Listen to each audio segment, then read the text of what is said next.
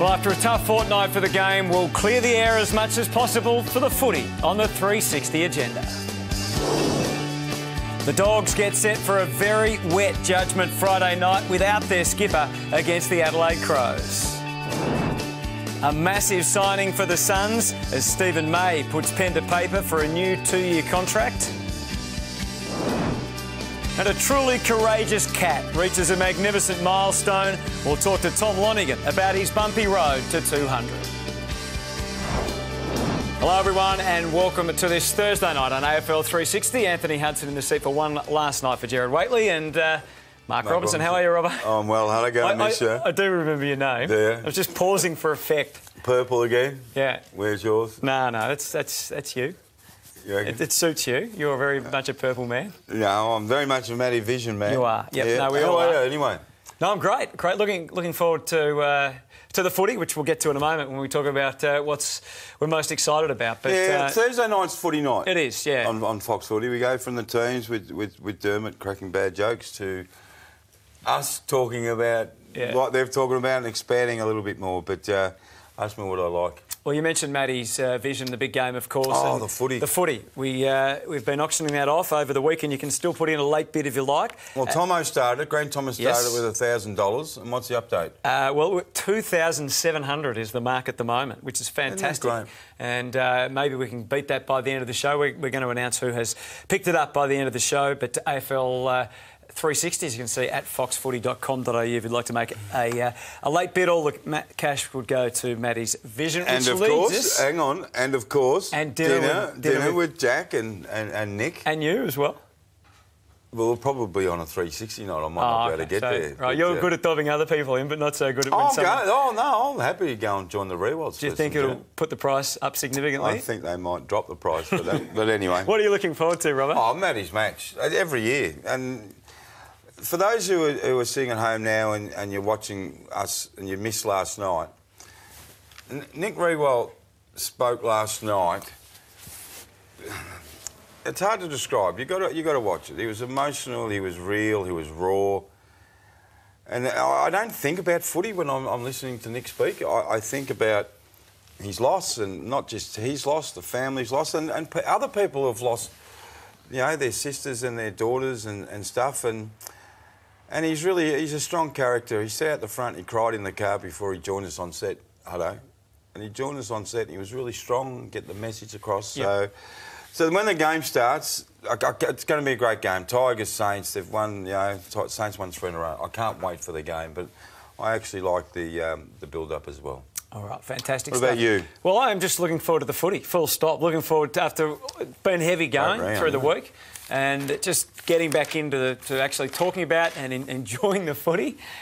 So many good games, some really interesting team changes tonight, both those coming in and those going out. Jesse Hogan's back playing footy, which is a great story. Gaz is injured.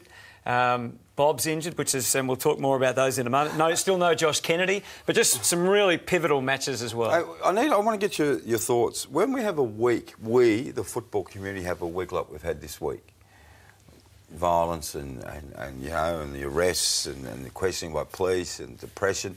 Are you one of those guys who says we need the footy to come around on the weekend to get us back onto the footy? Yeah, I think so. I mean, it doesn't mean we don't talk and discuss, and we will again over the weekend on radio and so forth, all those important issues. But, I mean, the game is so good, and we've seen that so many times over the years. Like, we'll have our issues with various elements of how the game's played, but it's been such a close season, and that's what we want to get back to watching it. So I'm sure come Monday night you guys will be talking about some amazing highlights and dramas, and there'll be an upset. There always is. Yes, so just looking forward to getting into it.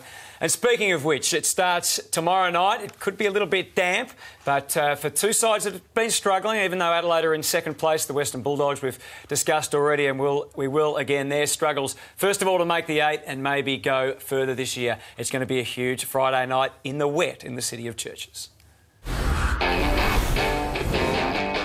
Winning at home as an interstate team is important, and you know those 2 losses we had here are disappointing. And certainly we want to be creating a real cauldron, which makes it difficult for opposing teams to come and play well.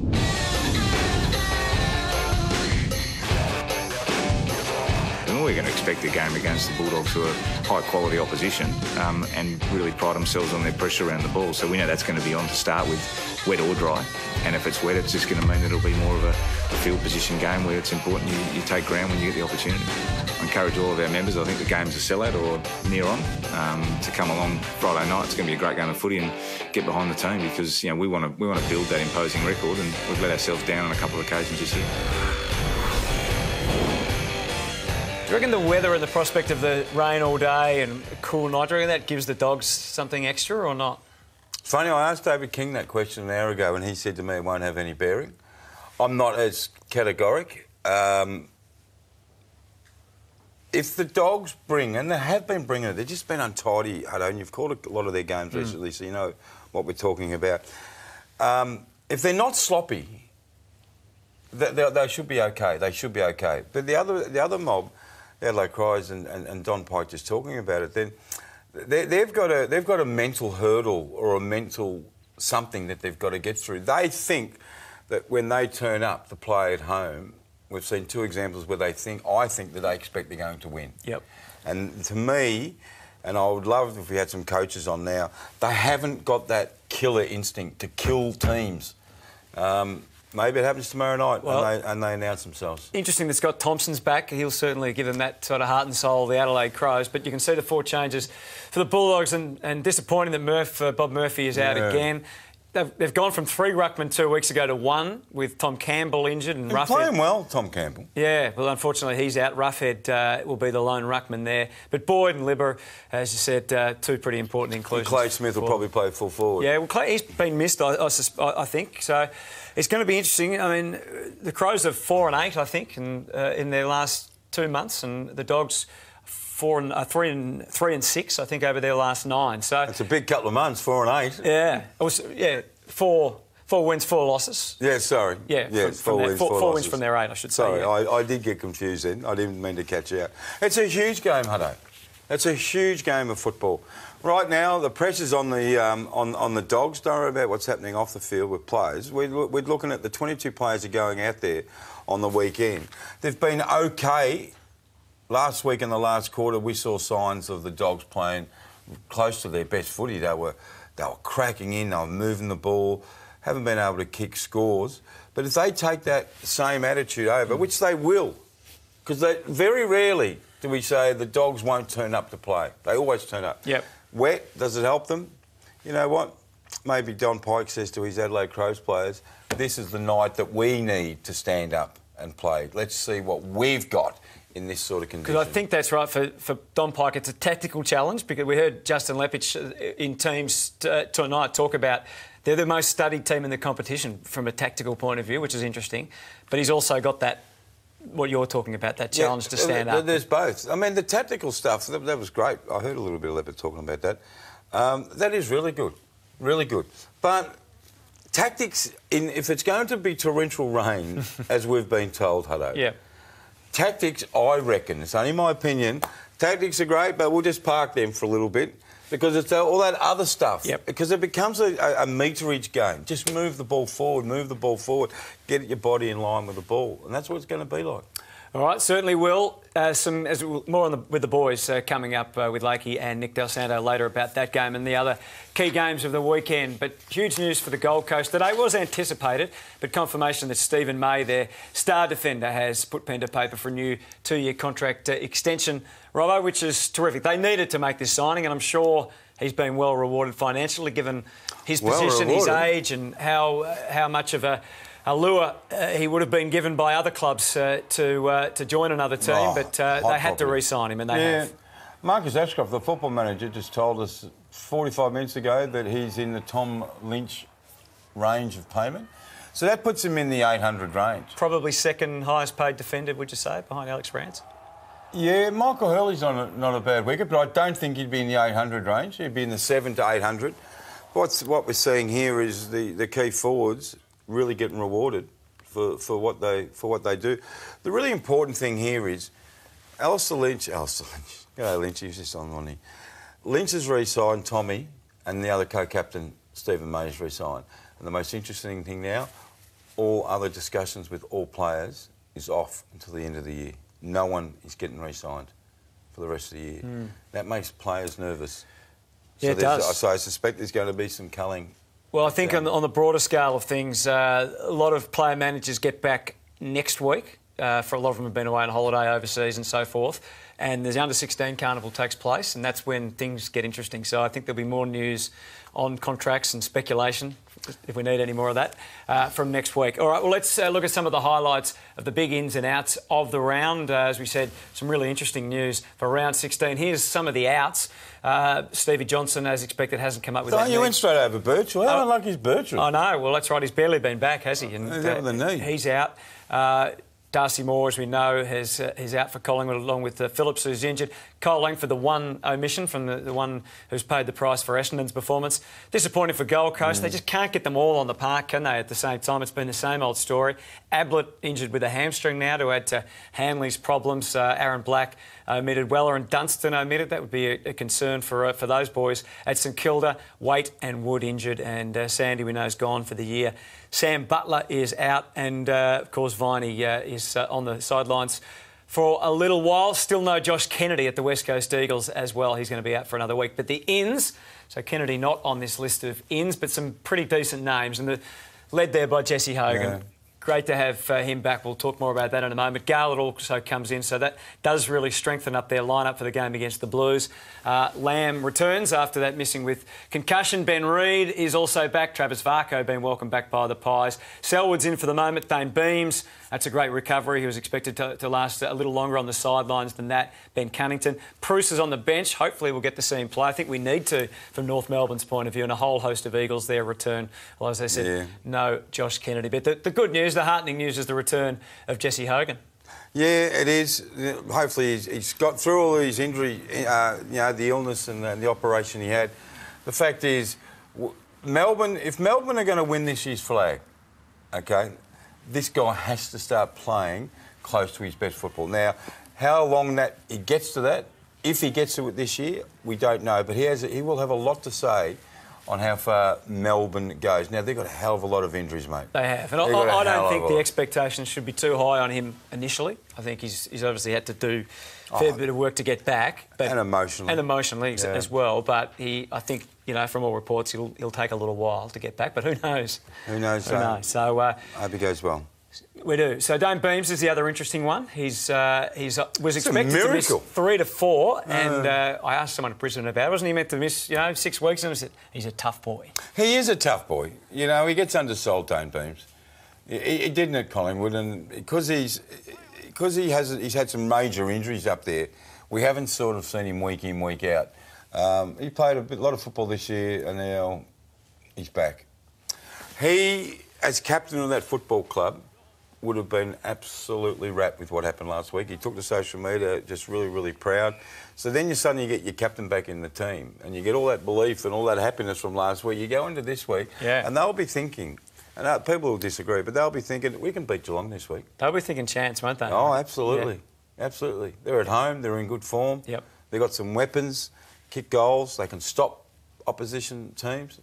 So, good luck to them. The other big in, of course, is Patrick Dangerfield, and he's definitely playing. He was playing last week, of course, but the in is the announcement of his son, George Dangerfield. And look at this bit of fun by the Adelaide Crows. They've already put up the form for the father-son.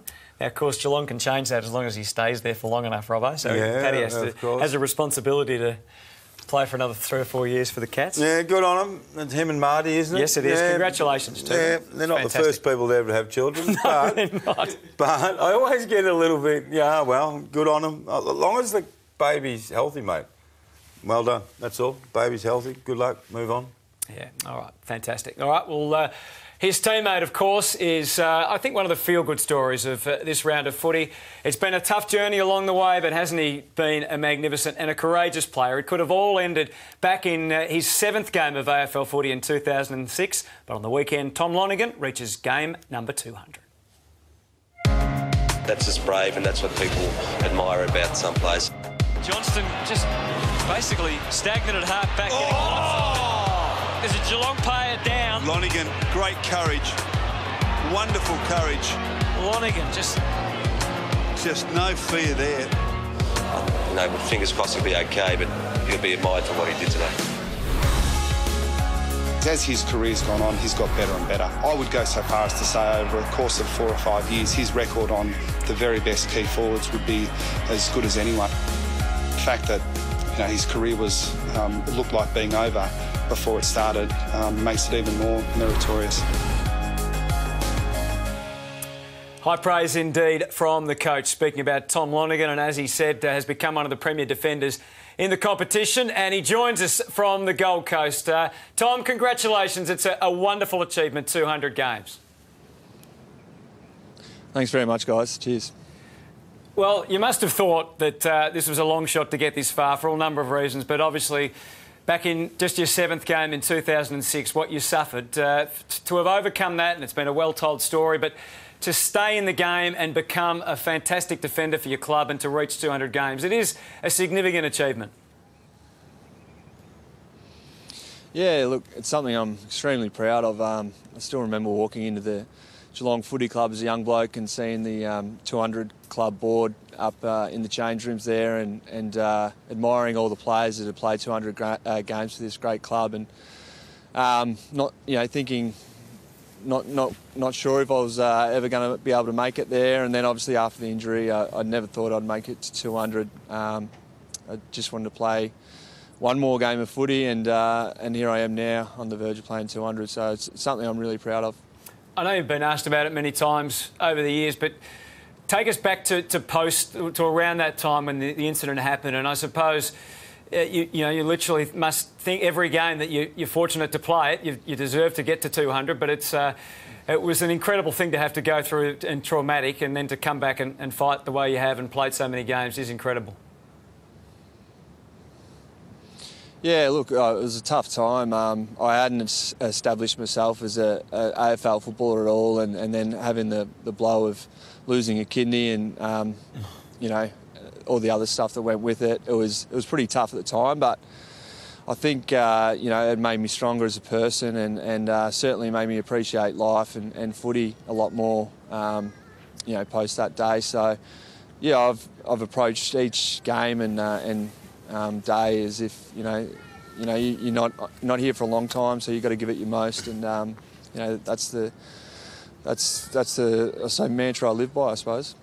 You're incredibly brave. We just played the highlights there. I know you didn't see it, and you probably saw it 100 times. You don't want to see it, Tom, but I would think that you would be more pleased when people say that you're really, really highly respected simply because of the way you play footy, and B, for about 175 of those games, you've gone out and played on possibly the best opposition key forward over 9-10 years. How proud does that make you, separate to the, Tom's brave? No, you're spot on, Robbo. I think that's all you want as a footballer, is to be respected and as a teammate being relied upon, and that's all I ever wanted from my teammates and from the sort of, I suppose, the Cats fans and broader footy community. And I enjoy the contest week in, week out against the best forwards, and it's something that I enjoy getting up and going into the footy club day in, day out to sort of prepare for those big matches, and I've really enjoyed playing on the best for those amount of games, and look forward to the rest of the year and hopefully into the finals for a few more. Just further to Robbo's question, Tom, I mean, you started out, we talked about the incident you had. You played in the 2008 grand final as a forward, kicked a few goals. Couldn't make the team in 2009, and obviously they had a pretty good defence in those days. Tom Harley retired, and you've basically barely missed a game since. So did you always have that confidence that you could become such a top defender? Not always, Anthony. I think early days I battled with not believing in myself, I suppose, like all young guys do, and that sort of took a bit of time. It wasn't until my mid-20s that it really. The penny finally dropped that I needed to make something of my career, otherwise it'd be over pretty quickly. And luckily I had some great support from coaches and people outside of footy that helped me along, and it's worked out pretty well since, I suppose. It's not a holiday on the Gold Coast, Tom. We all think you're going up there and just hang around the water world and the beaches and stuff, because suddenly... Water world. What do they get? Have you been to any of the children's parks or the theme parks? I haven't. I only got up here yesterday, so I had a couple of days back in Geelong, and a few of the young boys have been out to the movie worlds and all that. But no, it's certainly not a holiday. We've trained. I know they've trained pretty hard on Tuesday, and today was a pretty solid session. So we're focused for Saturday night, and we'll bring our best, no doubt. Can I ask why the delay? Do they let the old boys stay at home for a couple of days extra? I had family duties. My wife was calling me back and wanted me to babysit, so I couldn't get a week away. That's the new world of football. Hey, I need to ask you though, because it's after last week's performance by Brisbane. I'm sure you've looked at it. Is it too simple to ask you? Are you going to play on Hipwood this week? Yeah, I'll probably get him at some point throughout the game. We've got Harry. He played back last week as well. So and obviously Locke, who's there. So there's those guys could play on him as well, and they've got some other tools there. So no doubt we'll rotate through him and whoever else is down there. Tell us what you see in Hipwood, mate. As a defender, we watch him as people to say, God, have a look at this kid. As a professional defender, what do you look at and what do you see? Yeah, he's a young, exciting talent, no doubt. I think there's been some comparisons to Buddy, which I can see. He's quick and agile, and has got a real hunger for the contest, and he seems like he reads the game really well. And the way Brisbane are playing at the moment, that attacking brand is something that I'm sure he relishes. So we're going to have to be at our best, no doubt, and hopefully we can sort of bring the same attitude that we brought to last week's game. One last one, Tom. Where did the nickname Doms, or Domsy as you're called sometimes, where did that come from? That one come from Brenton Sanderson, actually. Early in my career, and Tommy Harley. Obviously, I'm not sure if you're aware of the term delayed onset of muscle soreness, but it's something that happens 2 days post a hard running session if you've only done one for the first time. And early in my career, I seemed to get quite a bit of that, and I couldn't train for a lot of times, and so they end up naming me Doms because that's what I was known as. I couldn't train, so they just thought I was Dom. So Domsy stuck for 15 years. Very convenient, the old Doms run the train track. Congratulations, fantastic achievement, as we said, and good luck on the weekend against the Brisbane Lions. Thanks for joining us. Thanks, guys. Good on you. Yeah, well done, Tommy. Great story, isn't it, for Tom Monaghan? Oh, it is. And it only seems, not like yesterday, but still quite vivid, that hit. To think he's gone on and played 200 games and be the reliable football person that he is. It's been a really, really terrific career. It is, yep. All right. Well, we did mention that we're looking forward to the footy and we've got plenty more to come, but we do need to tick off on the significant issues that, to some degree, at least one of them came to its conclusion today, with Gil McLachlan confirming that Ali Fahua will depart the AFL after resigning last night, and Gil McLachlan spoke for the first time today about his resignation. As soon as I saw it, it was an incident that just can't be tolerated. And we are here today, and then there's been the time in between, and obviously had a lot of conversations and with people in the industry, but it was clear that it was an act that we want eradicated from our game. I'm not going to comment on, as I said, on the discussions I've had, but I've clearly accepted his resignation, and we're in a pretty definitive spot. So that's Gil McLachlan. He also dismissed the red card pretty much outright, that we wouldn't see it, which I've got to say disappointed me. I think it's worthy of a discussion at the end of the year, a proper discussion. I think they will have a discussion at the end of the year. Yeah, they will, because it'll be thrown up. A lot of things are going to be thrown up. He's not in favour of it because he played football in the Ammos. They had it there, and there was probably countless incidents where... Different story, though, in the Ammos to the AFL. No, it was just, because there's got to be more cameras there. I'm a bit unsettled about a video umpire 5 minutes later saying, we've looked at it, no, he's off. I think that's a bit weird. But anyway, it's the weird world that we live in. All right, it is. Let's also just tick off on the story we discussed last night with Ty Vickery and Jake King. It was obviously front page today. Where are we at with that? Well, the most important thing for Ty Vickery, he was back at the football club today. Well, not the best thing. The best thing was he wasn't charged. Yes. So the second best, he was back at his football club today, getting back to some sense of normality. I read this afternoon, it was reported this afternoon that he's launching legal proceedings against his former business partner. The obvious question there, and it's easy to ask it from the cheap sheets, but the obvious question is, why didn't you probably go down that path before engaging Jake King or whatever? If you did or didn't, that'll come out. But what else can you say? It's now in police hands. Yep. No, exactly. And he's back in the footy club. Right. Well, as we said, it's the footy we want to talk about, and we will do that next when Nick Del Santo and Brian Lake joins us at the desk. A little later too, we'll have the weekend forecast, but Del and Lakey are next.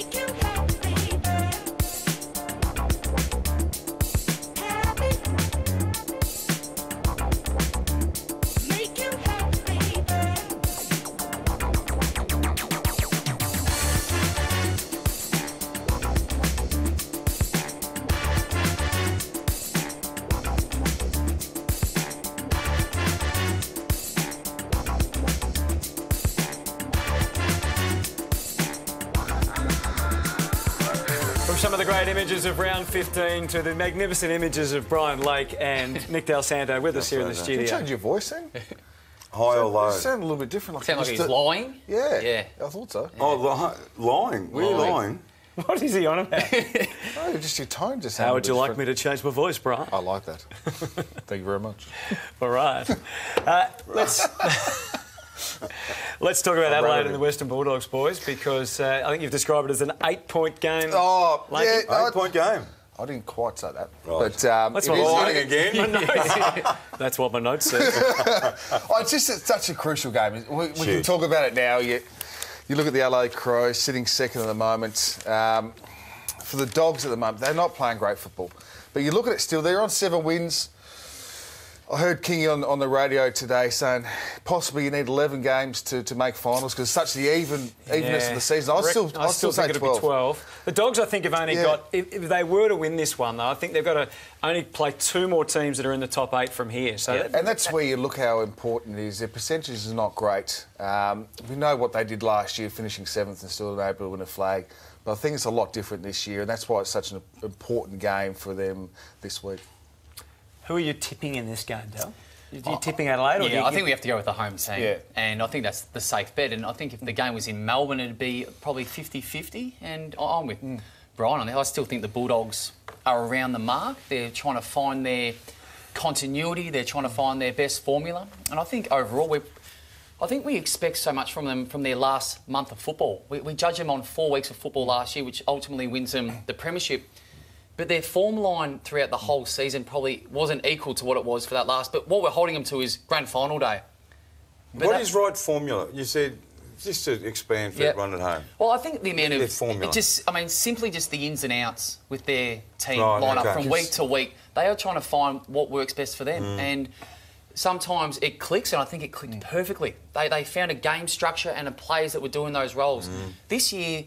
It feels like every week it's 3 or 4 players that are coming and going, and I think at some point it actually some by choice, some by injury. But I think at some point it takes a toll on the players. You're like, I used to just go out there and just play football. Now I'm second-guessing myself a little bit. I'm second-guessing my teammate. Do we still do what we did last year? And that's how I felt as a defender. You'd always want that synergy. You want those 5 guys around you that you're constantly there with. And that's what I had. That's probably the most part on the field where you actually need it. Yeah, and that's where I had with the when I was at the Dogs is you had those guys, Ryan Hargrave, Dale Morris, you spent 50, 60, 80 games together, so you just knew each other, where they're going to be, their roles in the side. So when you're rotating players through there, I know through injury, performance with JJ at the moment, it really throws you around, and they're still a young side. And you still then look at their best 10 players last year. You wouldn't say any of those are at that level that they were last year, would you? Did you like continuity from a defensive point of view, but also for the whole team going into finals? Did you like a month of 24 players used, for example, over that last month of footy? Especially, we were at the Dogs, we tried to do that, but with us, the performance-wise, some injuries, we couldn't do that. And then we were burnt out at the end of the season. Come with Hawthorn, you wanted to get your side settled within that 3 or 4 week period coming into finals. That's when you want to be the most settled. You can trial some different things because you still understand how the game's played. So, do you want to go into finals with that extra loose behind the ball or at the stoppage? So but they're miles from that. They're miles from that. That's the problem. That's with the forward line. I thought their forward line functionally worked better against North Melbourne. When they play against North, when they played with a smaller forward line, they've been trying to, can we get Cloak in their side? Can we play Redpath as well? I think what they did against North, how their forward line was a little bit more unpredictable. I think that was the balance that they needed. They need to go back to what they were doing a little bit last year. They've tried to change some things, but it's not easy being the hunted. They haven't handled it this year. All right, Johannesson and Sloane have both come into under a lot of attention. Do they go and bash into each other to start this week? Or what happens, do you think? No, I think they play their own role, and I'm a big believer in you're in the AFL, the elite level, for a particular reason. You're really good at what you do. And both of them are going through a tough time of just getting a lot of attention, and it's niggle and it's a competitive game, and they've got a lot of focus on them. Ultimately, hang on, did you get this sort of attention, Del? Yeah, a long time ago, Robbo. No, but at your height, you were a gun, mate. So don't say yourself short. No. Stop nodding your head. His head's about to fall off probably that much.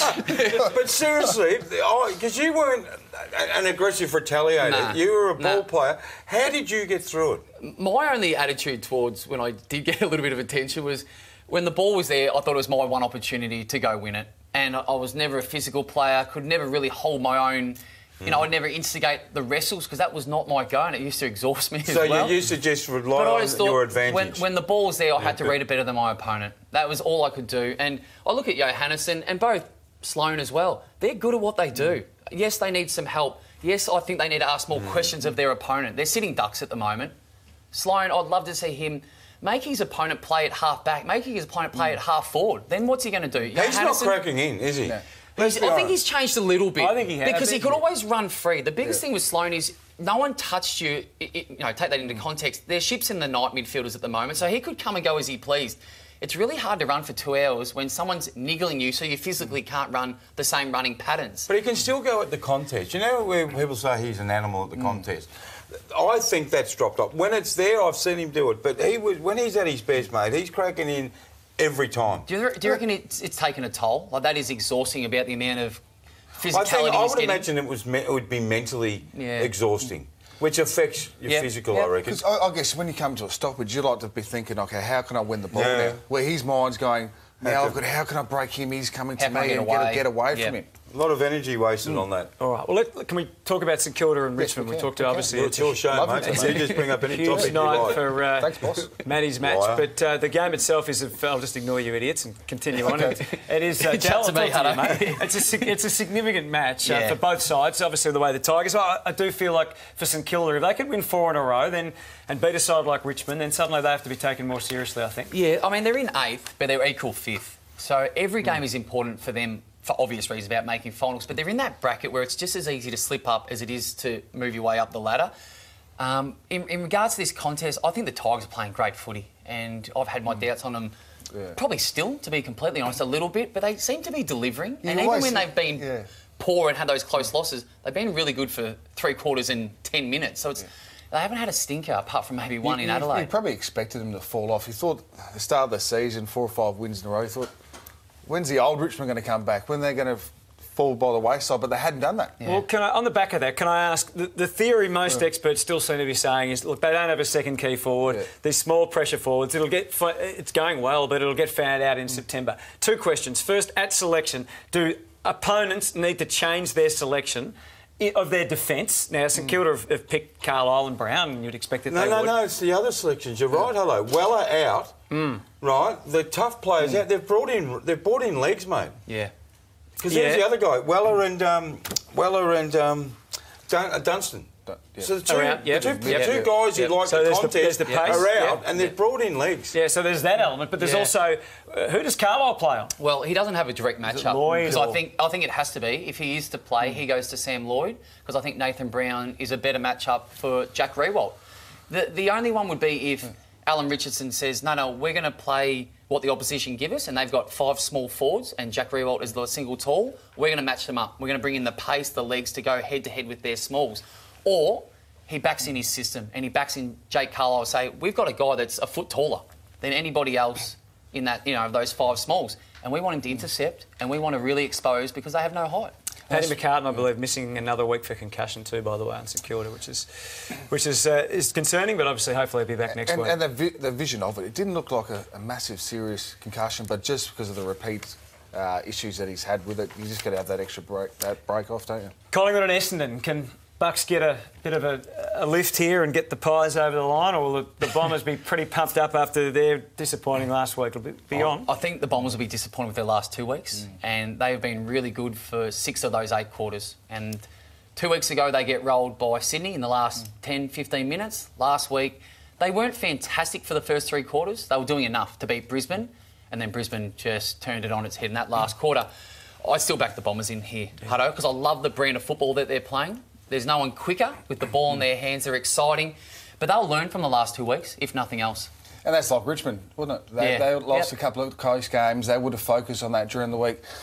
And you look at Collingwood, they're 4th inside 50s. They're 6 at stoppages. But you can see how the game's played now. You've got to be able to score from turnovers. That's just an area that they really struggle. And as soon as they get inside 50, they're just not efficient. It's only the last quarter last week they really let them down, where they allowed the Hawks kick 6 goals forward.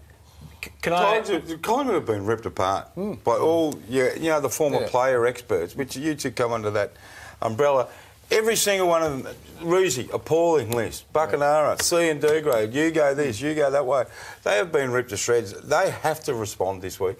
And up against an Essendon team who absolutely has to respond after the accusations of being soft last week. 15 v 11, but so much to play for both sides. Huge game. Big game in Tassie as well, Brian, for your old mob, the Hawks. They're starting to get things together, and I know they're promoting a very worthy cause. The Cancer Council, which they do yearly when they play a game down in Tassie, they support the local council or the local Cancer Council down there, so they used to do some functions and stuff like that and visit some of the places. So they usually wear the pink socks as well, so it's a great idea from the Hawks. Are the Giants vulnerable in this game? Their injuries really have had an impact on them. Yeah, I think they've been vulnerable for 2 months, to be honest with you, Hutto. But to their credit, and this is why I still think they're...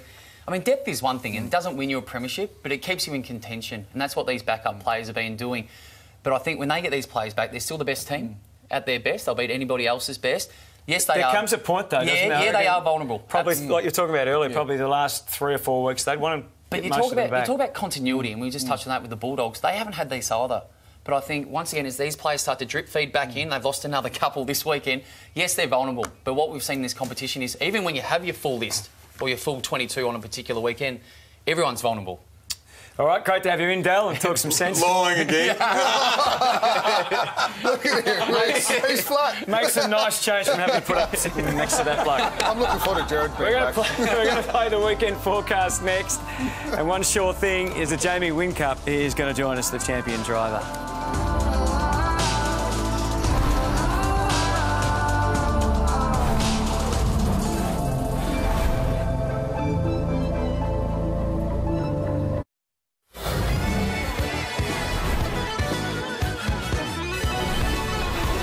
Strap yourself in for Super Saturday here on Fox Sports. We start at 1:30. It's the Hawks and the Giants from down in Tassie.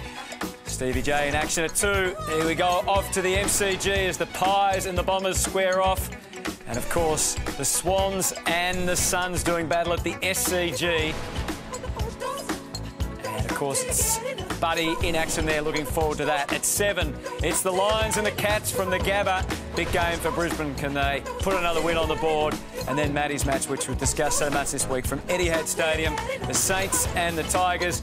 And on a monster sporting weekend, it continues with the opening race from the streets of Townsville. That's live on 506. It's the biggest supercar race weekend of the winter. And as we speak, we can join a six-time supercar champion, Jamie Whincup, who's going to join us for the weekend forecast from Townsville, if you don't mind. Robbo, how are you, Jamie? Thanks for joining us. Good, thanks, boys. Nice and warm up here. 27 each day. Looking forward to it. Yeah, thanks. You don't really need to rub that in. It's a little bit cool down here in Melbourne. Speaking of which, you grew up in Melbourne. What are your footy credentials? Who do you barrack for? Yeah, I did grow up in Melbourne, first 23 years of my life, but I'm almost a banana bender now, reside on the Gold Coast, but AFL man at heart, and I got on board with the mighty Hawks back in the late 80s, back in the Dunstall Brereton days. Did you play footy or were you making billy carts?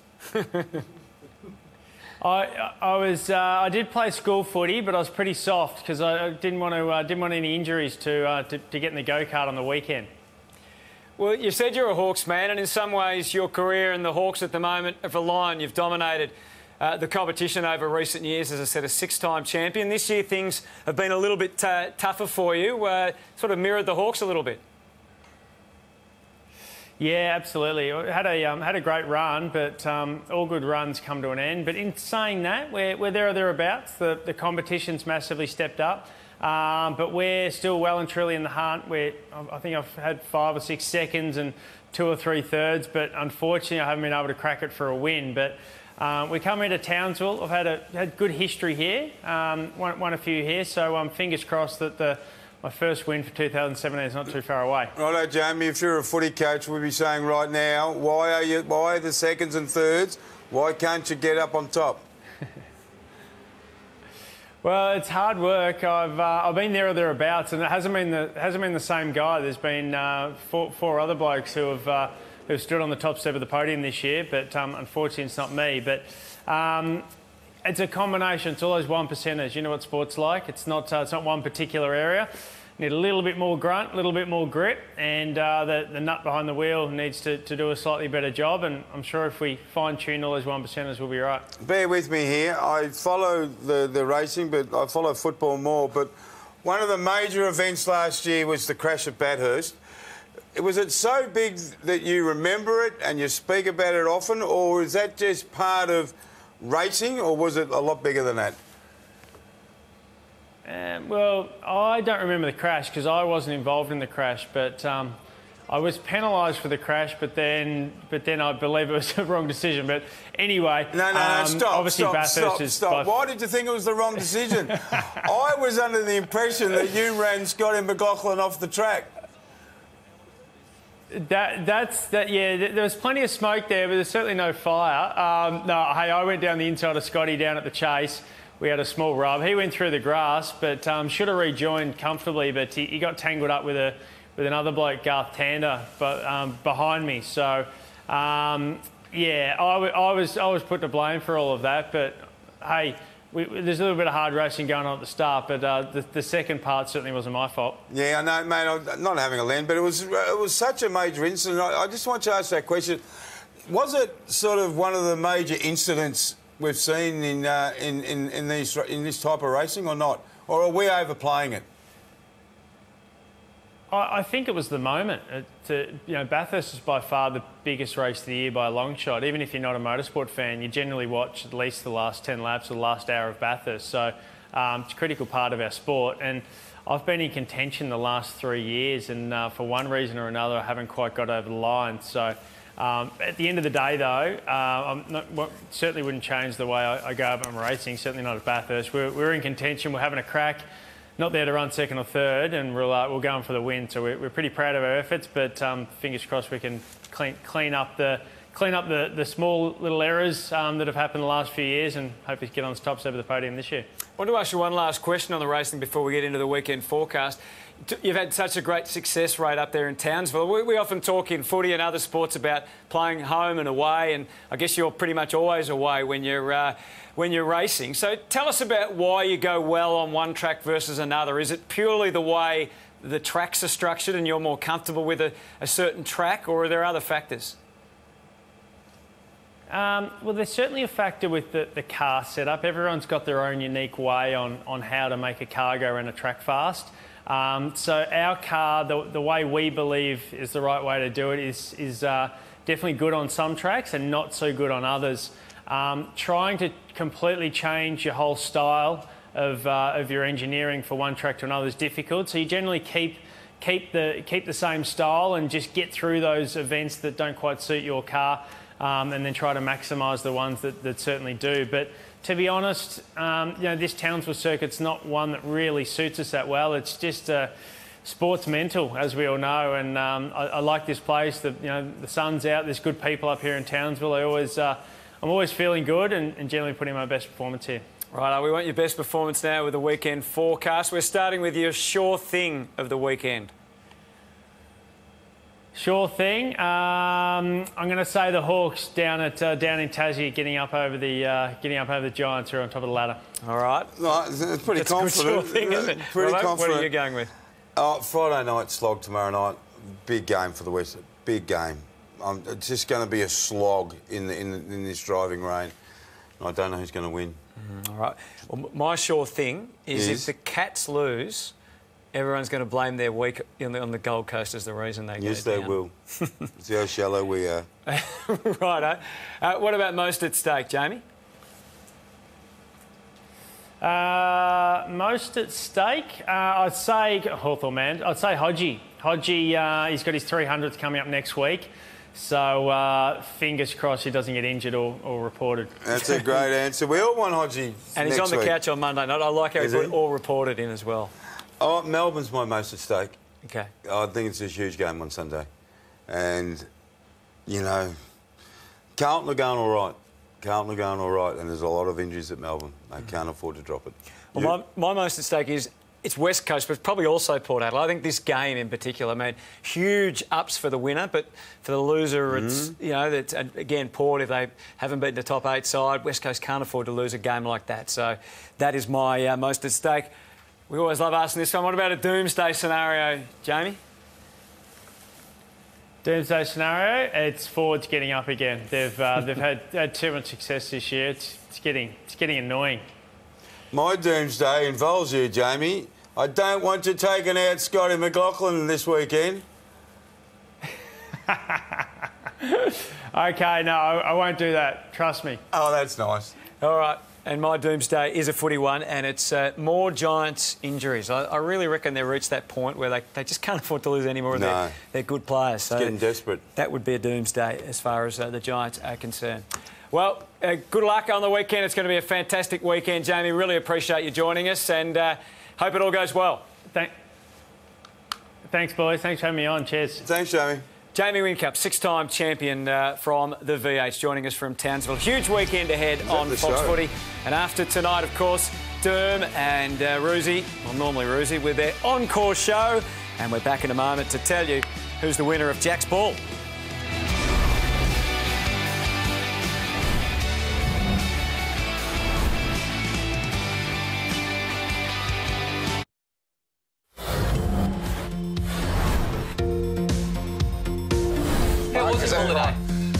No holiday for me. No, just no Thursday night football. No, we had it on. We just didn't get you on. I know, we're worried about you taking all the pies, Brian. Where would you rate that mark? It's probably maybe top 50. I don't know. Chris, I've heard that you're going to Dreamworld tomorrow with Gary Ablett. Is that true? No, that's not true. That's 50. That's 50. Yeah, that's right. We all know the rules. I think the Sports Minister of Victoria wants you to meet with Gaz. Oh, sorry, I dodged the Gary one well, I thought. Your mates know that you want to be like Shane Mumford. Have they said to you, how many sausages can you eat? Have you ever had that trial? I haven't tried out the Beattie's 27 or whatever. I think I haven't tried to beat that. Do it one night, can you? Just do it, just for the hell, for folklore. Well, that's been part of our week. Hard questions asked on this show. Tomorrow night, Adelaide and the Bulldogs, of course, live on Fox Footy with Sandy and the crew. We can't wait for that. Now, to finish off the week, unbelievable. Carlo has just bid $4,000 for Jack's ball. Isn't that fantastic? Well done, Carlo. Well done, Carlo. That is absolutely brilliant. 4,000 and dinner. And dinner, yeah. And dinner with Jack and Robbo you and the Revolts. Now, we need to mention these hoodies which are available. It's for NAIDOC Week, the National Aboriginals and Islanders Day Observance Committee. Freo wore their Indigenous jumpers for it last week. It'll look great on you, Robbo. They're available. Have a great weekend at the footy, everyone. It's been great to be with you this week on 360.